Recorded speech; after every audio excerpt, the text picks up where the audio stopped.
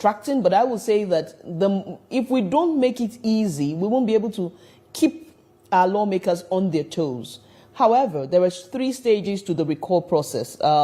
There's the initial stage where you have at least the initial stage where the electorate decide on a referendum, via yes or a no. Then they send a petition to the INEC chairman, and when the INEC chairman receives it, then they now have the commission then notifies the senator. When the commission notifies the senator, they issue a public notice stating the date and the time of location for verification. The beautiful thing about this, which is one of the reasons why Senator Dino Melaye's own did not pull through, is that there is a verification process. In the case of Senator Dino Melaye, it was said that they had about almost 200 votes, maybe about 180. Senator Dino Melaye, when he was responding to that, said there are just about 118 voters in his constituency, but they were able to get 180,000 signatures. By the time they were going to break it down, they found out that only 18,000 of those signatures were authentic. But I would ask that if you are able to get 18,000 signatures, yes, it may not be 50%, but if 18,000 members of your constituency stand up to say they want to recall you, we might want to look at the recall process again. Maybe it's time for us to rejig it and reduce the numbers. But that's not what we have. What we have now is that you must have at least 50% of those verified signatures. And once it is verified, then we can state that this person can be called back. And then INEC will conduct a referendum. If the voters vote to recall the senator, and then the chairman of INEC is obliged to send a certificate of recall.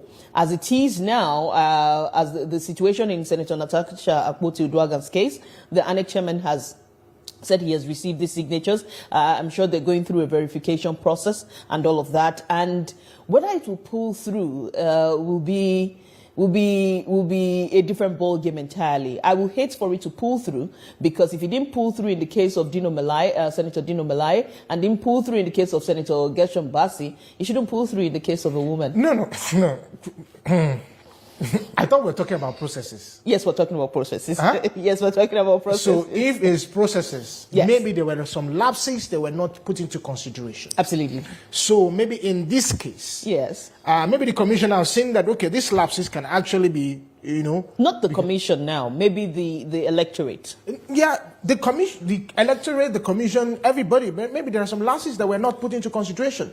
Maybe. Now, if the lapses are being covered, so I'm talking from the point of processes.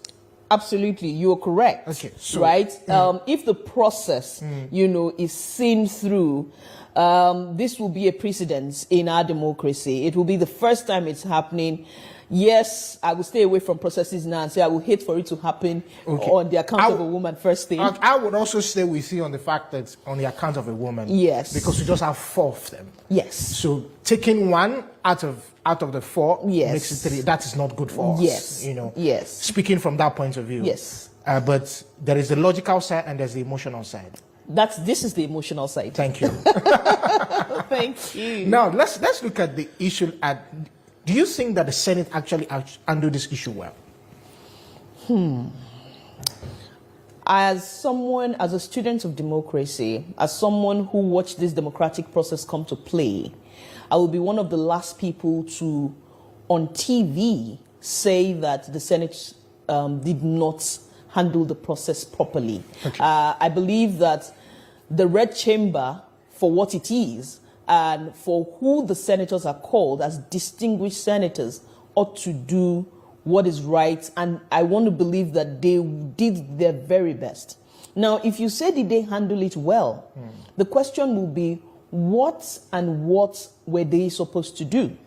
1, refer to the ethics committee.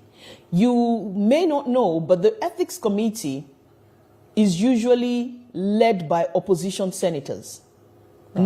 Yes, they're led by opposition senators, not the senators of the ruling party. And Senator Natasha Akpoti-Uduaghan is an opposition senator. So if the opposition senators, having looked at the matters before them, have been able to say, we are suspending this senator, who is supposed to be one of the minority like them,